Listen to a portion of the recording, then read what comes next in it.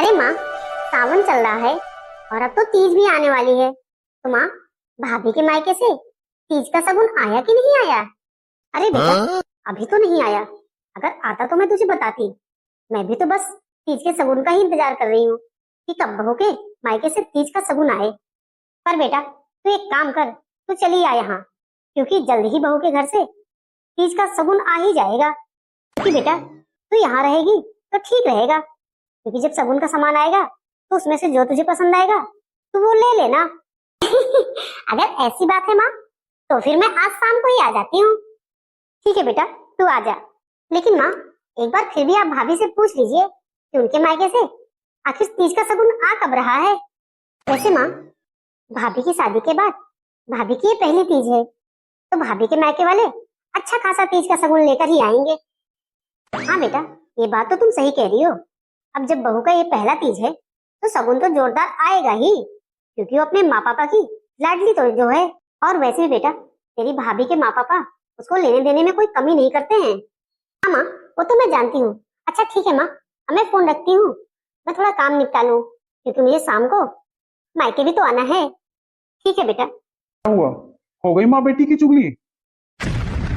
सरिता, बहू के घर से क्या शगुन आएगा क्या नहीं, इसे तुम्हें क्या लेने देना। उसके माँ पापा जब चाहे शगुन लेके आए, तुम्हें क्या दिक्कत है? तुम भला कौन होती हो ये सब पूछने वाली?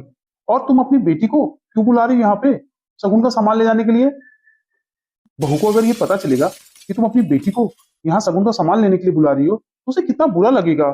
अरे सुनीता, मैंने तुम्हें कितनी बार समझाया है कि बहू के पीछे क्यों पड़ी रहती हो।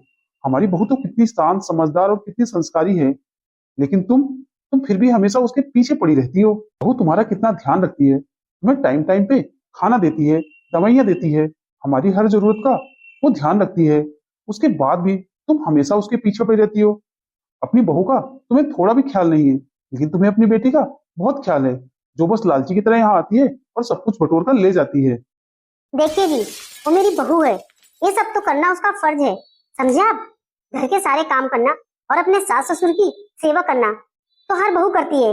इसमें वो नया क्या कर रही है जो आप अपनी लाडली बहू का इतना पक्ष ले रहे हैं और मेरे ही सामने मेरी बेटी की बुराई कर रहे हैं। और वैसे भी मेरी बहू कोई गरीब घर से नहीं है, वो तो बहुत अमीर घर से है, तो मुझे उसका फायदा तो मिलना ही चाहिए। सुनीता, मुझे तो लगता है तुम्हारी मति मारी गई है, तभी तुम ऐसी बातें करती हो। ठीक है, अब मैं जा रहा हूँ ऑफिस। हाँ हाँ, तो जाइए ना, इसने आपको रोका है? आपकी फालतू बातें सुनने का मेरे पास भी टाइम नहीं है। एक काम करती हूँ, बहू से ही जाके पूछ लेती हूँ कि आखिर उसके घर से इसका शगुन कब आने वाला है। मैं ये जल्दी से आलू उबाल देती हूँ, क्योंकि माँ जी बोल रही थी कि दोपहर में कचौड़ी बनानी है। बहू जी, माँ जी बोलिए, कुछ काम था क्या? अरे नहीं बहू, कुछ काम तो नहीं था, बस मैं तुझसे ये पूछने आई थी कि बहू, तेरे घर से तीज का शगुन कब आ रहा है? बहू, क्या तेरी माँ ने फोन करके तुझे नहीं बताया कि वो तीज का शगुन कब भेज रही है? माँ जी, आप तीज के शगुन की चिंता मत करिए, मेरी माँ को भी फिक्र है मुझे तीज का शगुन देने का। मेरी माँ कह रही थी कि जैसे ही पापा को टाइम मिलेगा वो तीज का शगुन लेकर आ जाएंगे। अच्छा ठीक है बहू, बस मुझे तुझसे यही पता करना था। माँ जी को तो बस मेरे मायके से आए हुए सामानों की फिक्र रहती है, मेरे मायके से क्या आया क्या नहीं ये तो बस इसी चिंता में रहती हैं। मेरे तीज के शगुन का इंतजार मुझसे ज्यादा तो मेरी सासू माँ को है। मुझे पता है कि उन्हें तीज के शगुन का आखिर इतना इंतजार क्यों है। उन्हें तो शगुन का सारा सामान उठाकर अपनी बेटी को जो देना है, मुझे अच्छे से याद है। जब होली की त्योहारी आई थी, मेरे लिए आई थी, लेकिन फिर भी माँ जी ने सारा सामान उठाकर अपनी बेटी को दे दिया। उसमें से उन्होंने मुझे एक साड़ी तक नहीं दी, और यहाँ तक मिठाइयाँ मिठाइयाँ भी उन्होंने सब रिश्तेदारों के यहाँ बांट दी। होली के त्योहारी के सामान में से आधा सामान तो उन्होंने ननद जी को दे दिया, और जो बाकी बचा उन्होंने अपने पास अपनी अलमीरा में रख लिया। और मुझसे बोल रही थी कि बहू, मायके के आए हुए सामानों पर ससुराल वालों का हक होता है। होली पर तो माँ जी ने अपनी मर्जी चला ली, लेकिन हर बार मैं उनकी मर्जी नहीं चलने दूंगी। इस तीज पर मैं ऐसा नहीं होने दूंगी। इस बार तीज का शगुन का सारा सामान मैं ऐसे ही चुपचाप किसी दूसरे को नहीं ले जाने दूंगी। 2 दिन बाद। सोनम, बेटा सोनम। अरे समझी जी, आप आ गए? चलिए ना, अंदर बैठिए। हाँ पापा, आइए ना। अरे नहीं बेटा, बाद में फिर कभी आऊंगा, अभी मैं थोड़ा जल्दी में हूँ। अरे पापा, आप ये क्या बोल रहे हैं? अरे थोड़ी देर के लिए रुकिए तो सही, मैंने आपके लिए खाना बनाया है, खा के फिर जाइए। अरे बेटा, तुम्हें कैसी बात कर रही हो? बेटी के घर का तो पानी भी नहीं पिया जाता है, और तो तुम खाने की बात कर रही हो। अरे पापा, आप अभी तक किस जमाने में जी रहे हैं? जमाना कितना बदल गया है और आप अभी पुराने जमाने में ही जी रहे हैं। अरे बेटा, कौन सा मेरा घर दूर है? मैं अभी तो नाश्ता करके आया ही था बेटा, मुझे जाने दो, मुझे कुछ जरूरी काम है। ठीक है पापा, जैसी आपकी मर्जी। चलिए पापा, मैं आपको बाहर तक छोड़ देती हूँ। अरे माँ, देखो तो, भाभी के पापा भाभी के लिए कितना सारा तीज का शगुन लाए हैं। अरे माँ, देखो तो सही, सारे सामान भी कितने ब्रांडेड है। और माँ, ये साड़ियाँ तो देखो, सारी साड़ियाँ देख के ऐसा लग रहा है जैसे प्योर सिल्क की है। और माँ, ये चांदी की पायल तो देखो। और माँ, ये सोने की चेन देखो, साथ में पेंडेंट भी लगा है, ये भी कितनी यूनिक डिजाइन लग रही है। माँ, भाभी के मम्मी पापा ने देने में किसी भी चीज की कोई कमी नहीं की है। देखो ना, कितना भर भर के सामान दिया है। हाँ बेटा, बहू के मायके से बहुत सारा सामान आया है। बेटा, तेरी भाभी अपने माँ बाप की इकलौती औलाद है, उसे वो लोग कितना प्यार करते हैं। और तो और कितने रईस खानदान के हैं वो लोग।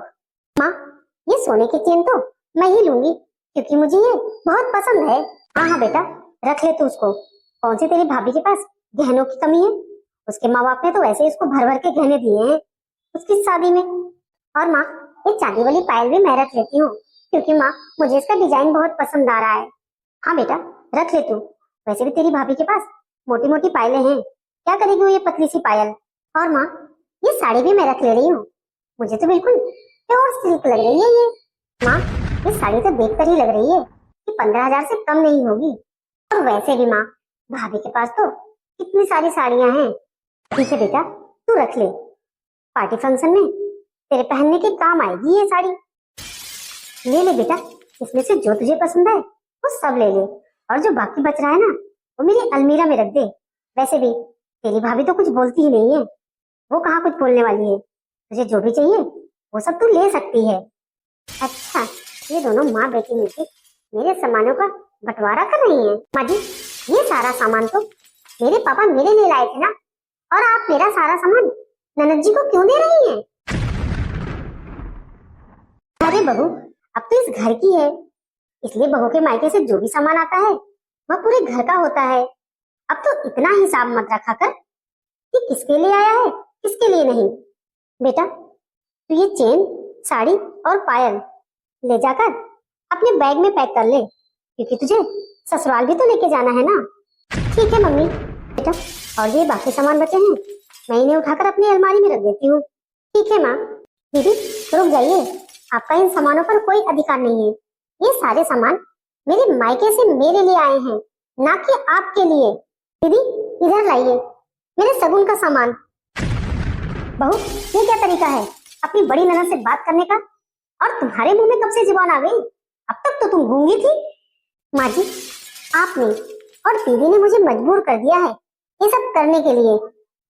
अच्छा बहू, अब तुम्हारी इतनी हिम्मत हो गई है कि तुम मेरी बेटी के हाथ से सामान छीन ली?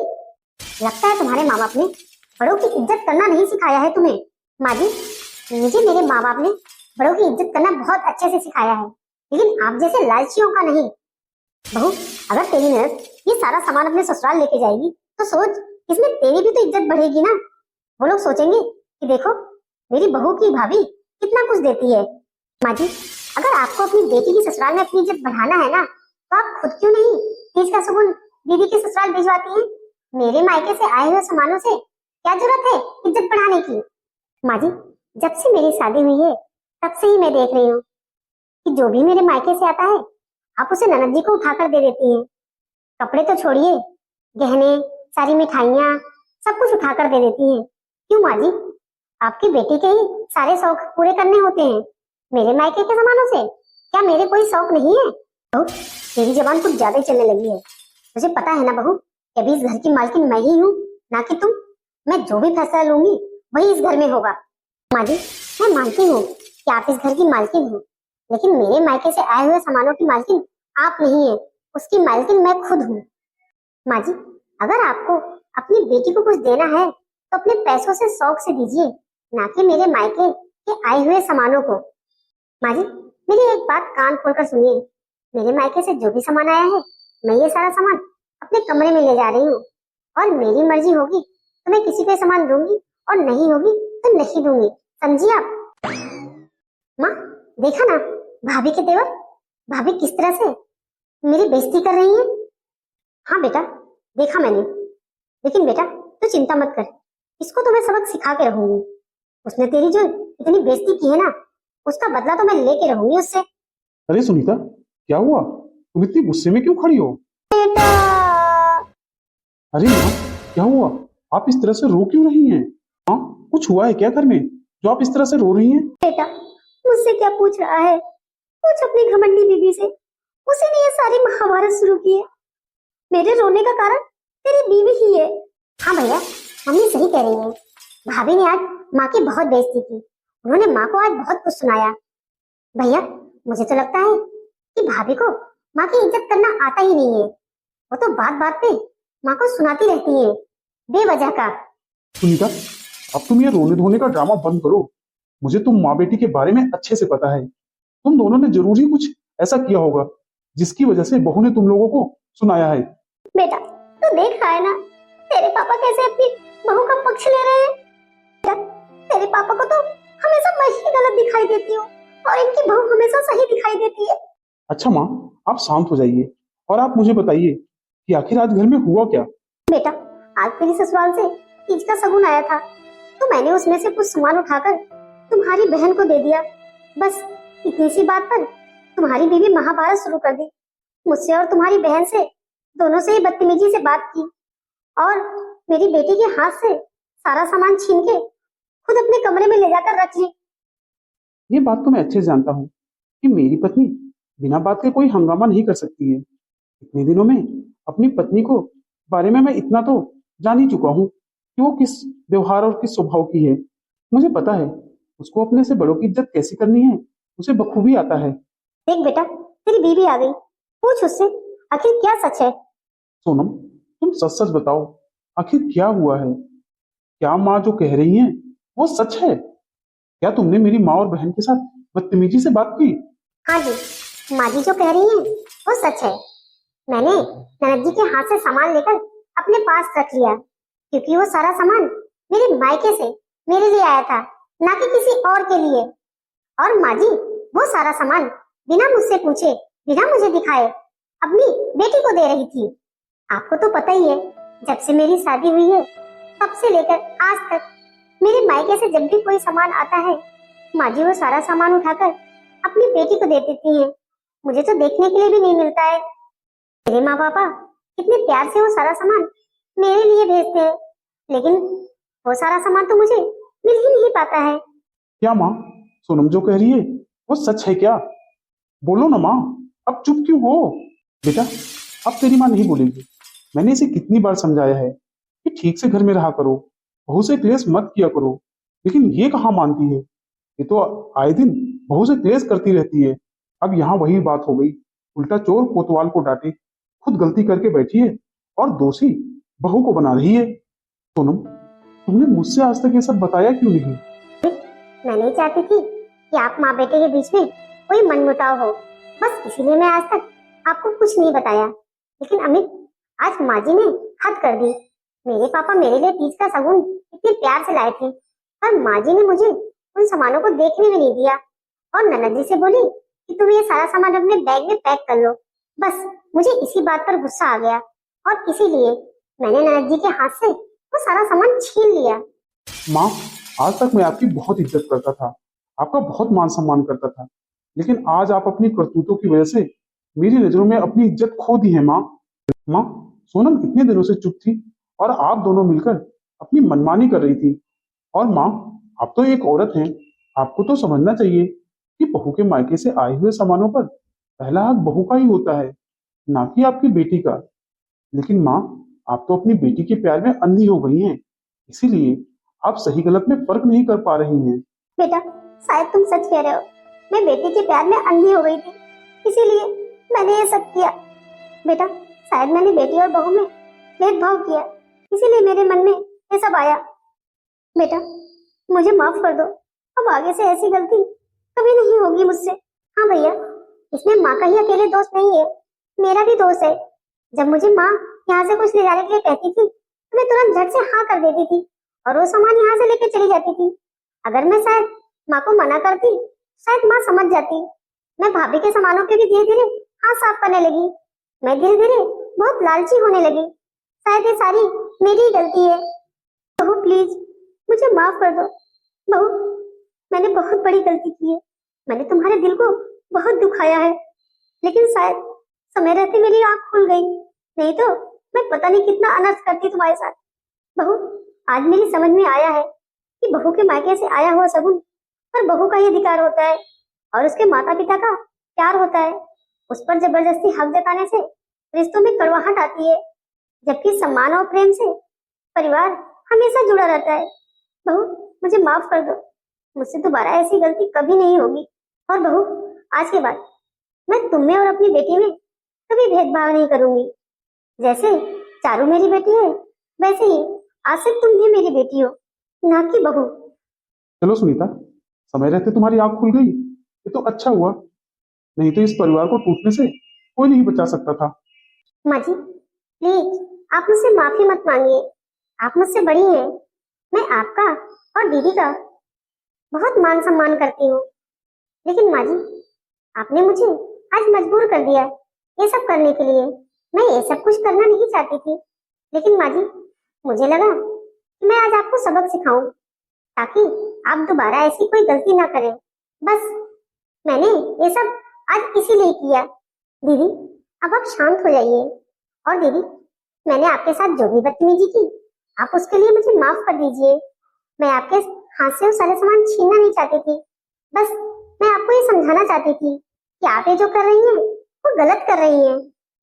दीदी माँ जी आपके लिए तीज का शगुन नहीं भिजवाती हैं, लेकिन इस बार से और हर साल मैं आपके ससुराल आपके लिए तीज का शगुन जरूर भेजूंगी, ताकि दीदी आपके मन में कभी ये ख्याल ही ना आए कि आप किसी और का सामान ले लें। भाभी आप कितनी अच्छी हो, लेकिन मैंने आपके साथ हमेशा ही गलत किया। प्लीज भाभी मुझे माफ कर दीजिए। मैंने आपका बहुत दिल दुखाया, लेकिन आप तो दिल की कितनी अच्छी हो, आपने मुझे झट से माफ कर दिया। सच में आप दुनिया की सबसे अच्छी भाभी हो।